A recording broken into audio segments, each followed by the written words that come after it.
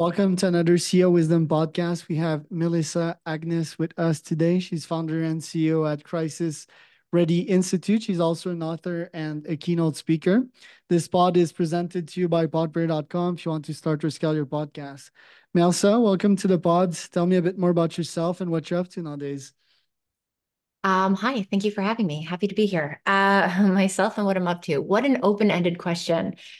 Put simply, I think probably maybe one of the most interesting things would be the work that I do, just because that's like my purpose in the world. We help adults. I don't say professionals or leaders anymore, because if you're above the age of 18, then we're here for it. We help adults learn the skills and the resources needed to better communicate and lead through times of change, challenge, controversy, and crisis. Well, that's fascinating to me. How did the idea came about and what prompted you to launch that business? The idea was literally, well, it was like almost 15 years now. Um, Something that like one of those, if I was a cartoon, it would be like a light bulb moment, where literally there was a light bulb above my head that was like, ping. I was reading a book or I was reading the news. It was the morning, I was reading and my company at the time, I've been an entrepreneur since I was 21. My company at the time was doing social media and digital branding at the time where all companies were starting to wake up to social media or to be introduced to social media and like get onto the social media bandwagon. And the moment in time that it happened it was this kind of clear sight of social media, mobile technology, the digital landscape, the real time news cycle, all of these facets of our world today that were just beginning to emerge.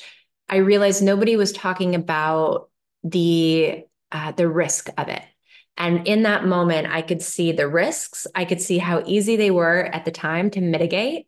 And then I could see the unprecedented opportunity for connection and evolution and growth that we could get to if we spoke about the risks, mitigated the risks, and then got to that point. And that was like my light bulb moment of what is this thing called crisis management? I had no idea prior to this moment what it was. And so I spent a year just devouring everything that I could on the subject because I found it fascinating.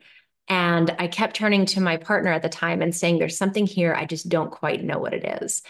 And I realized through that year of like quote unquote studies, right, just devouring everything that I could and learning about it, I realized that nothing in the industry was talking about the ways of the world today, not the ways of the world of where older generations who were in this profession at the time knew. And so there's a whole other like piece of that story that comes with it. But essentially, about a year into that, we had just launched a client's website and I got a call from the VP one morning saying that the media on the radio was reporting that one of their buildings was about to explode. All of their investors were going wild and like worried, right? The story wasn't true, but apparently it started on this thing called Twitter. And they had no idea what Twitter was, but somebody told them it was a digital thing. And since my company had just launched their website, maybe we could help them. And so it was like right place, right time, serendipitously, the right person to call when they called me. And within a half an hour, we had everything correcting itself. And then the next day, the president of the company called to say that not only had their stock price not gone down since the day before, but it had actually gone up by a cent. And that was my, okay, I can serve. Like, this is something real. This is something wonderful. And then this is a 15-year journey that I'm on right now, currently, right at this point in time. So it's very long and I could go into a lot more time and like the other aha moments. But your question was, where did the idea come from? And that's where it came from. And the COVID crisis slash emergency, was it well handled by the Canadian and US government, in your opinion? It was it wasn't well handled by anybody other than a few leaders. Um, yeah, the COVID nobody was ready for COVID. From a leadership standpoint because nobody was ready, not for a pandemic, but for a catastrophic crisis that they would then be challenged to rise and lead through. And I'm not going to pick on any one government or any one leader. This is across the board around the world, across government and the public side, the private sectors. But what I will say is the reason that nobody was ready is because we haven't been equipped as a society to, there's no educational program within any area of curriculum of education, right? In higher ed, in business development, in business courses, like anywhere across the board, you won't find a course that properly equips people to rise and communicate and lead through crisis, which is why my institute was founded. I was studying the state of emergencies and governments today and yesterday because there was an eclipse 2 days ago, and some states decided to declare a state of emergency. Do you think that's good PR? I missed that. Yeah, like Niagara Falls, because you're Canadian, did. Then there was the state of Texas, like Governor Sarah Huckabee. Like, why declare a friggin' state of emergency, when people are already freaked out with all these state of emergencies during COVID? Like, yeah, this is probably bad PR for the government. They're just taking too much of their power and they're just pissing people off. I wouldn't even say it's PR. I don't know much of those details because I actually missed that one, which I'm sorry that I did, because that's pretty comical. It's not about the PR side of it. It's about how safe and secure are we as leaders, or are our leaders helping people to actually feel? The people who are supposed to follow them, the people that they're in the position to lead, that they've, put themselves into the position to lead, how safe and secure are we, how are they, what's the right way to say it? That's not going to be controversial, or triggering, I should say. How well are they doing that?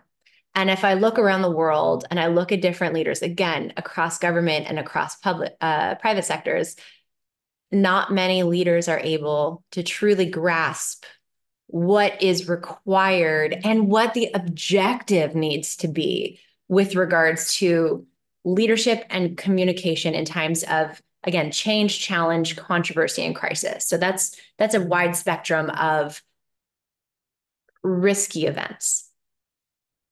Do you feel that my strategy to just not target people that are not emotionally ready to have a conversation is a good strategy to get myself out of the storm? You'd have to make that real with more information because it's too broad. Yeah, I target founders, CEOs, high performers, people with values, with a vision that are not trapped in a 9 to 5.